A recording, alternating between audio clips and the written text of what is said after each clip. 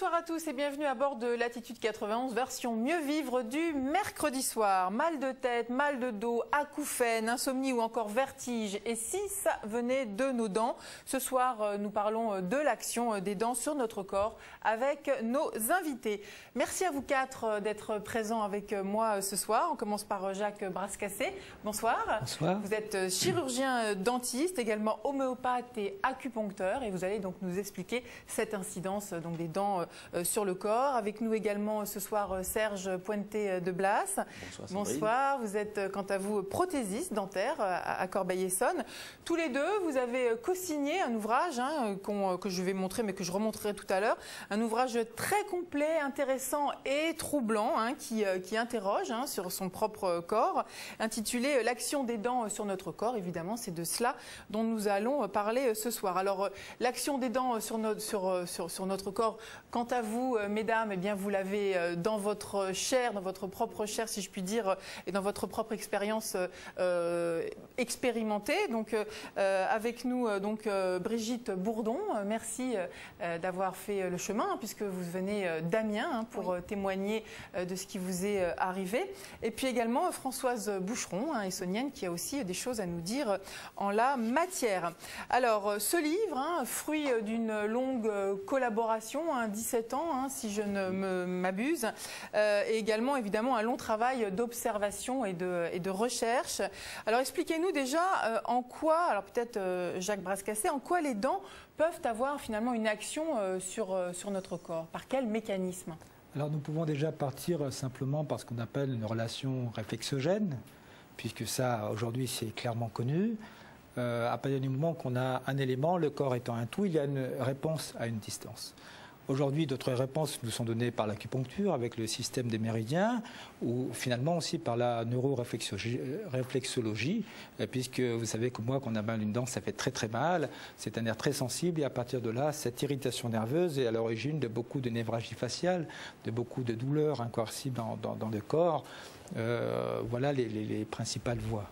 Donc en fait, une dentition, des dents qui sont mal soignées ou des dents qui sont absentes ou des dents qui sont malades, donc une infection, tout ça, ça peut interagir sur des organes qui sont finalement loin de la dent en question. Exactement. Aujourd'hui, des tableaux empiriques ont clairement été édités et donc moi, quand les gens viennent me consulter, je regarde effectivement dans leur bouche et je leur pose un questionnaire pour voir si à distance, on utilise ces éléments. Et aujourd'hui, j'ai fait les challenges pour des maladies rebelles.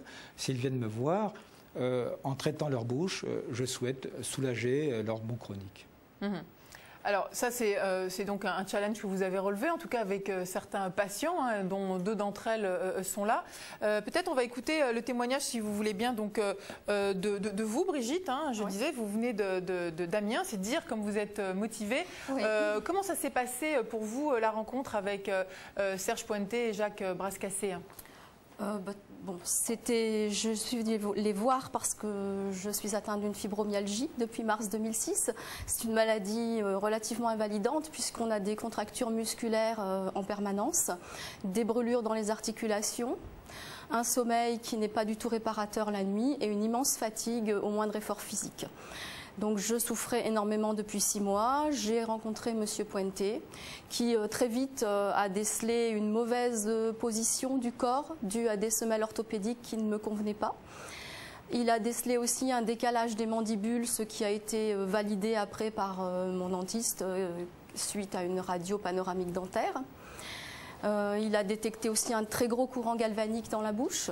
Alors un courant galvanique, peut-être, monsieur, on va revenir à vous, mais vous pouvez peut-être nous expliquer de quoi il s'agit, courant galvanique. Oui, Sandrine. En fait, un courant galvanique, c'est lorsque l'on mélange des métaux dans une bouche, la différence de potentiel entre les différents alliages peuvent provoquer un courant, donc il peut aller de 200 à 500 voire plus microvolts. Et à partir du moment où on a ce courant galvanique qui s'est fabriqué, c'est un peu comme une batterie de voiture. On a plusieurs métaux dans un bain acide, donc la salive a une certaine acidité, et plus la salive est acide, plus on a des métaux différents, plus on a des risques de relargage liés à ce courant. Alors ça, on entend beaucoup parler, on entend beaucoup parler des dents du plomb qu'on a dans les plombages, qu'on connaît bien, nous autres d'une certaine génération, des alliages, des métaux dans la bouche. Ça, c'est réellement dangereux? Alors en fait, il y a eu, pendant longtemps, on a posé des amalgames au mercure sans trop se méfier. Aujourd'hui, maintenant, les praticiens ont pris conscience de ça et évitent quand même d'en poser. Il faut savoir qu'on a interdit le mercure en 1995 dans l'environnement. En 1998, on a interdit donc les thermomètres au mercure. Donc il y a eu une prise de conscience par rapport au mercure. On a interdit aussi aux dentistes, on a donc demandé aux dentistes de récupérer les déchets d'amalgame dentaire. Donc c'est une obligation aujourd'hui pour les dentistes, les chirurgiens dentistes de récupérer leur amalgame. Bon, par contre, c'est vrai qu'il n'y a pas encore de réglementation en ce qui concerne la pose de l'amalgame dans la bouche du patient. Là, il y aura certainement, bon, la profession a pris ça en charge, mais il faudra certainement qu'un jour on réglemente le fait de peut-être d'arrêter de poser du mercure dans la bouche des patients. C'est-à-dire qu'aujourd'hui, on n'est pas sûr, en allant voir un dentiste, un chirurgien dentiste, que celui-ci ne va pas nous poser du mercure. On peut nous le demander ou l'imposer, mais un praticien peut encore poser du mercure. Oui, c'est encore fréquent, donc ils en posent simplement pour des raisons de coût, parce que c'est un produit qui n'est pas cher, qui est solide, qui est stable dans le temps, et que malheureusement, en dentaire, les matériaux ne sont pas suffisamment opérationnels pour avoir les mêmes qualités et un rapport qualité-prix que sont ces produits-là. Voilà, mais en même temps, si on pense aux vapeurs de mercure, si on pense à l'intoxication réelle du mercure, je crois qu'il faut faire d'autres choix aujourd'hui. Alors on parlait justement du courant galvanique, donc expliqué par M. Pointet. Donc en fait, donc vous nous expliquez, Brigitte, que tout ça, ça avait été détecté, hein, courant galvanique, au niveau aussi de la posture des pieds, et donc vers quoi ça a débouché finalement, cet constat-là? Chez un podologue dans un premier temps pour refaire des semelles orthopédiques adaptées. Ensuite, l'enlèvement de tous les plombages pour remettre des composites, ce qui m'a permis, moi, de ne plus avoir de brûlures dans les articulations. Ça a été très net, donc ça, c'était déjà énorme. Et puis, petit à petit, je vais dire, les douleurs qui se sont estompées, les crises de plus en plus rares, et puis surtout, la fatigue qui était moins importante, la possibilité de continuer à travailler, ce qui était énorme parce qu'à la base, beaucoup de patients atteints de fibromyalgie ne peuvent pas continuer à travailler. Donc dans votre cas, ça a été assez rapidement spectaculaire, ça vous a permis vraiment de revivre quasi normalement, la douleur ayant... En 6 mois de temps, j'allais déjà beaucoup mieux. Et je veux dire qu'actuellement, ça fait maintenant 3 ans que M. Pointet me suit, je vis à 90% normalement. Alors vous l'avez un peu évoqué, Brigitte, mais donc vous êtes allé voir M. Pointet. Alors je vais me faire un petit peu l'avocat du diable, mais de quelle baguette magique disposez-vous, M. Pointet, à ce moment-là? En fait, non, il n'y a aucune baguette magique. C'est vraiment un travail. D'abord, il y a un bilan qui est établi par le médecin. Il est hors de question pour nous de travailler sans avoir l'avis, l'aval du médecin traitant. Ensuite, on fait un constat du patient, et une fois que ce constat a été établi, donc c'est là, c'est le cas de le dire, vous regardez vraiment de la tête aux pieds, là. Voilà, de la tête aux pieds, on regarde ce qui fonctionne ou ce qui ne fonctionne pas. Et à partir de là, on va déterminer une équipe de travail qui va travailler en synergie les uns avec les autres, de façon à ce qu'il y ait une cohérence au niveau des résultats, au niveau des soins. L'équipe de travail, elle peut être constituée de quel type de praticien? Alors ça peut aller du médecin en priorité, déjà le médecin, ensuite le chirurgien dentiste, le podologue, le kiné, l'orthoptiste, l'ophtalmologiste, il y a des naturopathes, en fait, si vous voulez, c'est ouvert à tout type de réponse en fonction du patient. Quand on a un patient qui est intoxiqué, il vaut mieux quand même avoir l'avis d'un médecin ou d'un naturopathe. Lorsqu'on a un problème de pied, c'est sûr que le podologue est le plus compétent pour répondre à cette pathologie. Et ensuite, par contre, nous suivons le patient en permanence pour voir l'évolution de son état de santé et pouvoir amener de façon à ce que le patient soit amené sur un plateau. Lorsque, par exemple, s'il y a un problème dentaire à gérer à la fin, on aura toute l'historique du patient avec une cohérence dans le traitement.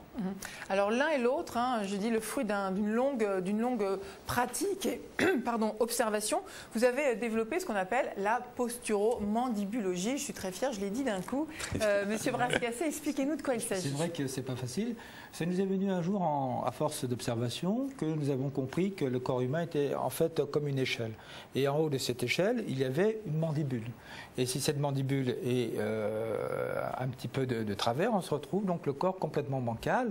Et toutes les lignes de force du corps, qui sont les lignes des épaules, les lignes des hanches, les lignes des genoux, les lignes des chevilles, se trouvent donc inclinées ou en contrebascule. À partir de là, voyez-vous comment la colonne vertébrale peut-elle se situer et comment peut-on fonctionner sans s'abîmer, sans s'arthroser. Et donc les douleurs que nous avons naturellement en arthrose vont augmenter énormément. Et les gens, même si on les traite, eh bien, ils restent avec des souffrances incoercibles parce que ce n'est pas fonctionnel. Et que de continuer en étant bancal à fonctionner, j'allais dire à marcher, à travailler, on continue à user donc, nos articulations.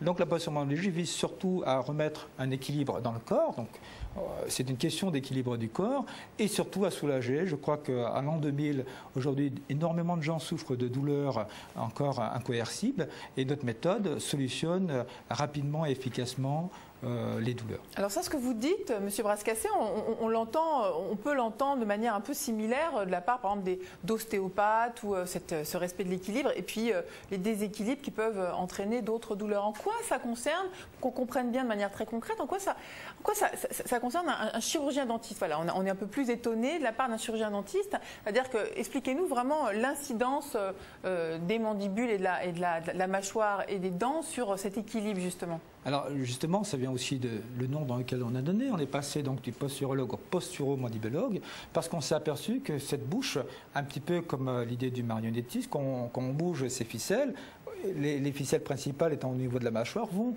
mobiliser donc toute l'architecture du corps. Et donc nous avons conçu un système qui est un harmoniseur qui va permettre de stabiliser la bouche. Et cette stabilisation va rapidement, un peu comme un matelas d'eau, rééquilibrer les tensions ici. Et c'est presque miraculeux. On a un effet de cascade où toutes les lignes de force se rééquilibrent rapidement. Hier, donc j'avais un patient que j'ai pris à la caméra. Il avait donc des douleurs donc au cou, aux épaules, au dos. Je lui ai posé l'harmoniseur. 30 secondes après, il m'a confirmé, j'ai la bande, de 50% de douleurs immédiates qui sont diminuées immédiatement. Alors un harmoniseur, Serge Pointé, c'est quoi concrètement? On a compris les effets et son utilisation, mais ça ressemble à quoi? Alors en fait, ça ressemble à une feuille de plastique qui fait à peu près 3 à 4 mm d'épaisseur. C'est un plastique qui est relativement souple et assez ferme pour résister à la pression dentaire. Alors le but, c'est que lorsque nous n'avons pas d'harmoniseur, par exemple pour les gens qui font du bruxisme la nuit, oui, c'est-à-dire qu'ils grincent des dents qui serrent très très fort la nuit, lorsqu'on serre des dents, tout le système, tout le contexte musculaire se met en tension, donc ça génère beaucoup de fatigue, de tension, et ça peut créer un déséquilibre puisqu'on peut avoir des dysfonctions musculaires qui en fait mettent le crâne en vrille toute la nuit. Donc l'harmoniseur va permettre de retrouver un équilibre de la mandibule pour avoir une fonction symétrique au niveau musculaire, rétablir une fonction musculaire. Pour nous, c'est vraiment fondamental, c'est-à-dire c'est vraiment le système musculaire qui va mettre en place tout le système osseux. Tant qu'on a une tension quelque part musculaire, on ne pourra jamais rétablir une position osseuse stable, dans le sens où les muscles agissent comme des élastiques, donc ont tendance à étirer le muscle. S'il y a une tension, on va avoir le muscle dans une mauvaise position. Donc l'harmoniseur va, lui, par contre, l'énorme avantage, c'est qu'il va absorber toutes les pressions, c'est-à-dire les dents, au lieu d'être en contact l'une contre l'autre, c'est l'harmoniseur qui va subir toutes les pressions. Alors Françoise Boucheron, donc vous avez aussi rencontré deux personnes ici présentes. Vous avez quelle a été votre porte d'entrée? Qu'est-ce qui vous a fait découvrir? Moi, c'est les tendinites. J'ai commencé par une tendinite de l'épaule qui est descendue jusque dans le coude. Ensuite, ça a été l'autre épaule. Et ensuite, encore les pouces. Donc ça a bien duré 2-3 ans et j'arrivais pas à m'en défaire, les nuits, tout, c'est tout pénible, les tendinites, beaucoup de gens connaissent malheureusement. Et j'ai commencé donc à rencontrer Monsieur Pointé qui m'a aiguillé aussi sur Monsieur Brascassé et on a commencé par la pose de l'harmoniseur. Et c'est vrai que dès ce moment-là, j'ai commencé à ressentir un relâchement au niveau des cervicales, des épaules et petit à petit, on a commencé par ça, il y a une amélioration qui a bien démarré. Et puis ensuite, on a été plus loin, on a été aussi sur les soins dentaires, retirer tous les amalgames que j'avais effectivement. Alors, l'une comme l'autre, votre porte d'entrée, c'était des douleurs qui étaient finalement éloignées de la bouche. Hein. Ouais. Néanmoins, pour revenir à la bouche, bon, le dentiste, c'est sûr qu'on est bien connu, on ne court pas chez le dentiste comme ça, sauf si on a très très mal. Et néanmoins, si on n'a pas mal, est-ce pour autant que tout va bien? C'est-à-dire que, parce que le corps... la douleur, c'est un signal d'alarme qu'il faut savoir écouter, évidemment, mais parfois, si on n'a pas mal aux dents, comment ça se passe? Parce que pour autant, on peut avoir des soucis, des déséquilibres liés aux dents. Comment... C'est pour ça que nous avons mis en place cette posturomandibulologie qui est en fait un référentiel médical, qui nous permet donc de faire un checklist, alors que le patient ne souffre pas. Si vous dites, avez-vous mal au dos, avez-vous un problème dentaire? Il ne va pas obligatoirement répondre non. Je prends un exemple qui est simple. Si on a une édentation d'un côté, juste un trou, on est obligé de mastiquer totalement de l'autre côté. À partir de ce moment-là, on commence à déséquilibrer le corps et vous voyez qu'on ne souffre pas du tout de la zone.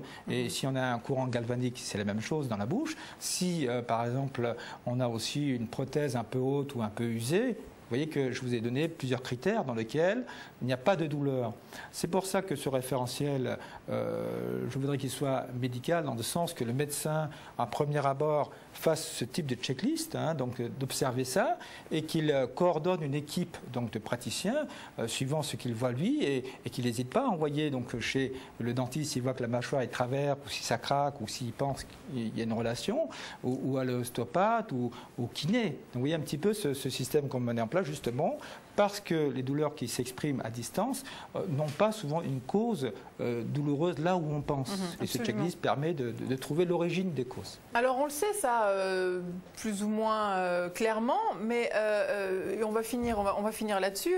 Monsieur Puente, est-ce que vous avez l'impression que cette vision un peu comme ça holistique des choses, elle commence à être de plus en plus entendue et vous ressentez ça, vous, dans votre entourage? Alors oui, en fait, lorsque nous avons commencé à travailler avec le docteur Brascassé sur ce sujet, c'est vrai que nous avions une écoute plus ou moins légère, en fait, voilà, 20 ans. Donc, et aujourd'hui, nous avions fait une grosse conférence, donc une grande conférence au Palais des Congrès pour l'Association dentaire française Porte-Maillot.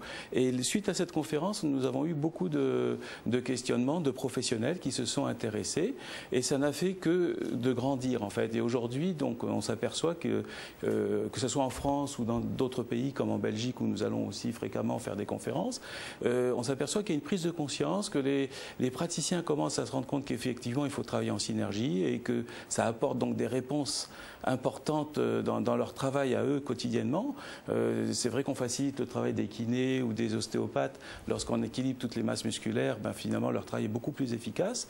Et en plus, là on s'aperçoit qu'effectivement on a une grosse demande de praticiens qui sont à l'écoute de nos travaux et qui sont aujourd'hui, qui répondent présents.